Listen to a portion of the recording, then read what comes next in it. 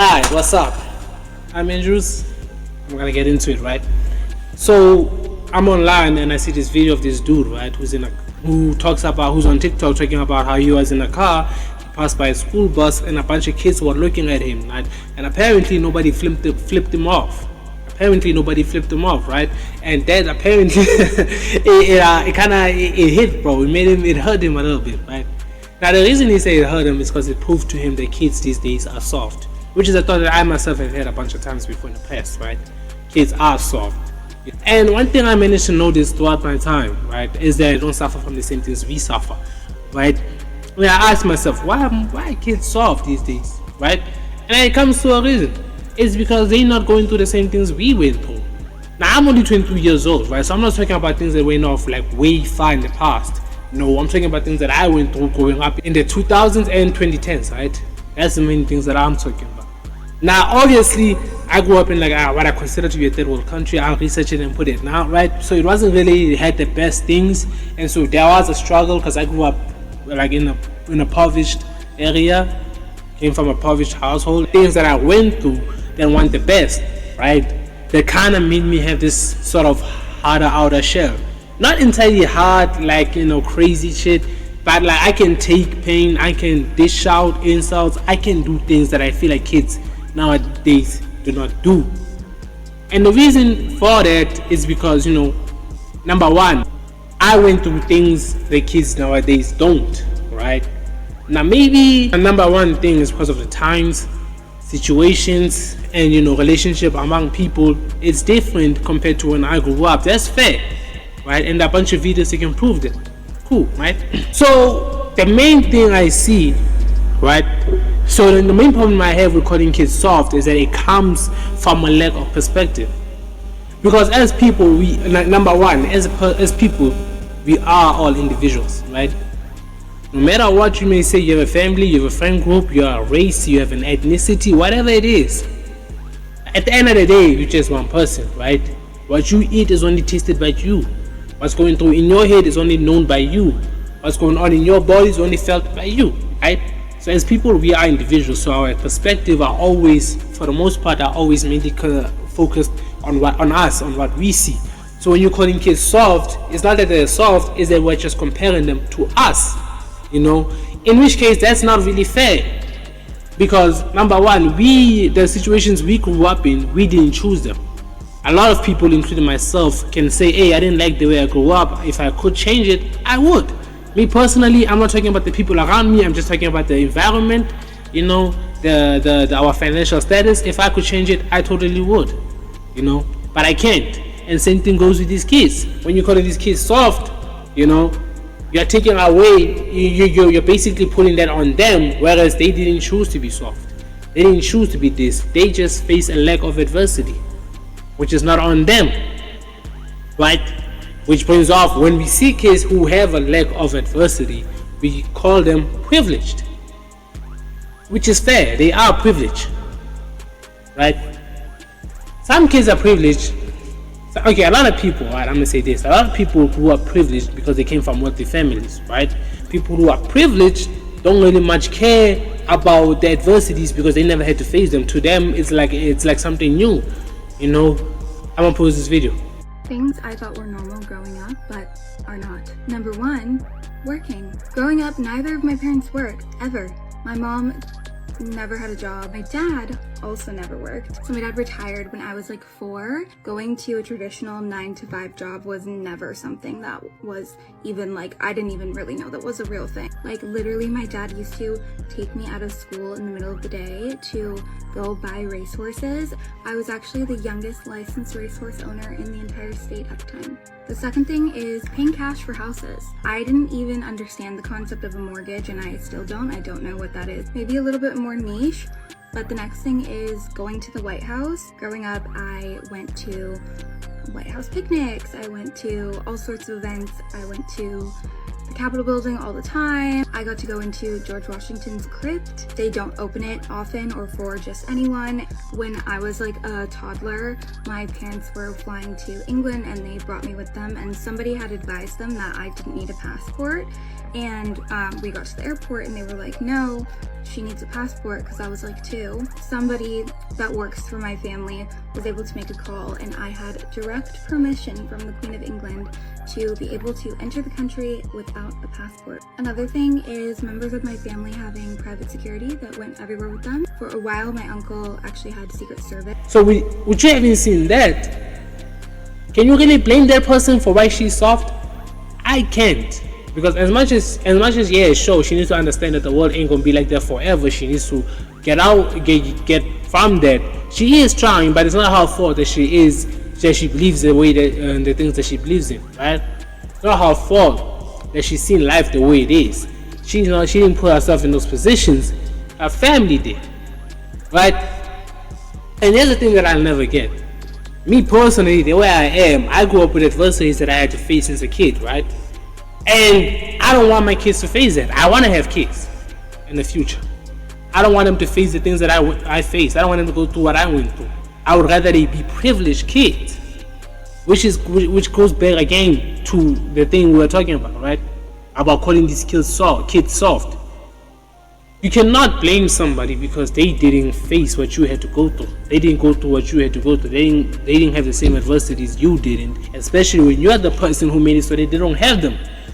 As a kid, I always used to complain to my father. He used to say, you're always sitting in the house, always watching shit, you know what I'm saying? You're never busy doing something. When I was a kid, I had to do this. Me and my brothers had to do this, which is fair.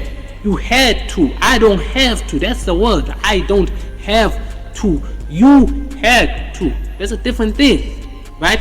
You didn't have a choice but to carry water in buckets and carry them over long distances so that you can have water to drink, bathe, and do the other essential water things to do because you didn't have plumbing. We have indoor plumbing, which I did not pay for. I did not install. You did that, right? And this is talking to my parents, right? You did that, right? It goes back to a lot of other. Now I say I'm 23 years old. I did not have a lot of adversities going on, but I did have some, which I see a lot of people now don't. Then again, going on, my parents always said to me, hey, you're always on that phone. You're never not on that phone. You're lazy, you're this and that. The thing is, you bought me this phone. If you had a phone as a kid, you'd be doing what I'm doing, right? I'm a kid right now. I didn't buy this phone. You bought it for me. My privilege as a kid that I was privileged to have a phone is not a privilege that you had. Doesn't make me weaker than you. Maybe it does, but it's not my fault. It's on you. So every time you want to blame a kid for being privileged, look back at where the kid came from, right? Because the only way a person becomes soft is when they didn't have to. They didn't need to have a hard shell. They didn't need to be hard. They didn't need to be strong, right? Shit for them was always easy. So for me, when I see this, I be like, okay, you know what? We can't really blame kids for how they are.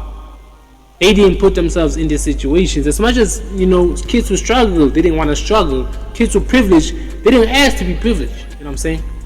That's who they came from. I've seen this video, right?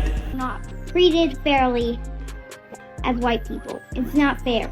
Are we white people? Yes, we are. And this kid right here, right, what he's saying makes sense, right? He didn't ask for this, but that's the life that he has, right? Does it make him a bit more privileged than other kids? Sure. Is it his fault? No. Whose fault is it? It's society. It's the world we live in, and that's always gonna be life. You struggle not because your parents wanted you to struggle, but because life made you struggle. So as much as it wasn't your fault that you struggled, it's not these kids' fault that they soft. That's just the world we live in, bro, right? And so for that part, we can't really blame these kids for struggling.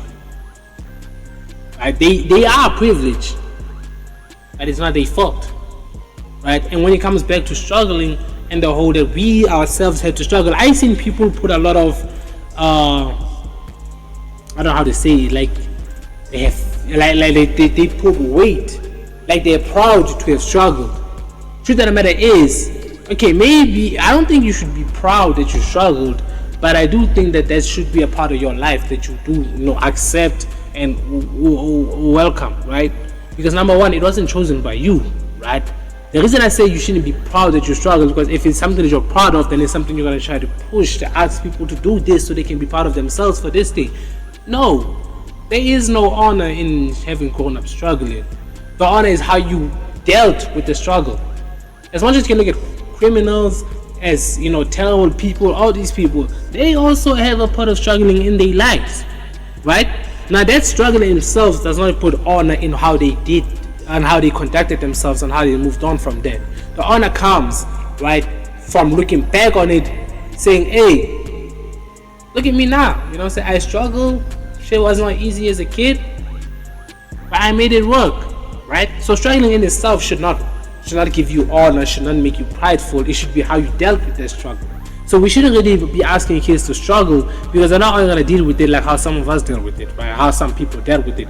If you grew up in a struggling household, you managed to get out of that, financial rut, with yourself a nice house, and now you have privileged kids, you should be proud of yourself for how far you've come. But you shouldn't shame your kids because they didn't struggle, because they're now privileged. No, you put them in that situation. That was all you. You can't blame somebody for something they had no control over, right? And that's what I wanted to talk about, because now I feel like a lot of people, because I've seen people talking about how they hate kids because these kids are now living life better, right? They're blaming kids for them being soft. No, that's just them. That's because that's the world they came into. We came into a world we didn't like, that was hard, that we had to struggle in. That's not the world they came into, and it's not their fault, it's your fault. I don't know why people, especially poor people, have made it fashionable to shame a kid that is born with a silver spoon, or a rich kid who's privileged. Like, why do you guys do that? That's so weird. You'd find a normal rich kid spending their parents' wealth normally, and a poor person would just come and victimize themselves and says, yeah, when are you able to do all of this and all of that because your parents are rich? What? That's the exact reason the parents work hard. Listen, I have a podcast right now, right? I'm still trying to grow it. It's called the Children Runner Podcast. Go check it out on YouTube. If my dad had all the money in the world, best believe I'd be using his money to invite one of the most expensive guests to grow my brand and my podcast. Listen, there is no honor in trying to take the route that is the hardest, just so you can have a struggle story. There's no honor in struggling, okay? The only reason why most of us right now have to go through that stage in order to make it is because our parents unfortunately did not have enough resources to be able to make us privileged when we were born. With that being said, I just wanted to get that off my chest, I guess. No, out my chest, because I'm talking, it's air leaving my body, right? So it's out my chest. Yeah, I want to get that out my chest. That being said, I'm Andrews, deuces, and I'm out. I want to share something with y'all that I had to share with a parent today. Parents keep saying this generation of kids are soft, but actually I think we just misunderstanding this generation. I keep hearing parents say stuff like this: man, these kids way too sensitive. When I was growing up, we ain't act like that. These kids can't handle adversity. I honestly understand why it feels that way. The world these kids are growing up in is completely different from the one that we grew up in. Most of us didn't grow up during the global pandemic when we were isolated from our friends during the most important stage of our social development. Most of us didn't grow up with a phone in our pocket where we were comparing ourselves to the entire world at all times. Most of us definitely didn't grow up with social media where we were shaping our entire world around how we looked in comparison to someone else. And let's keep it real. Sometimes when we calling these kids soft, it's actually that these kids are expressing emotions that we were taught to suppress. And that's a problem. That don't mean that you don't create boundaries, and it definitely don't mean that you lower expectations. It just means we have to adjust our understanding. We were taught that resilience means that you pretend that emotions don't exist. Resilience is about learning how to navigate emotions, not ignore them. Let me say this. Our job as parents is not to recreate our childhood. Our job as parents is to prepare our kids for the world that they live in, not the one that we grew up in. If this conversation gave you a different perspective, send this to a parent who keeps saying, my kids are too sensitive. I love you. I'm praying for you.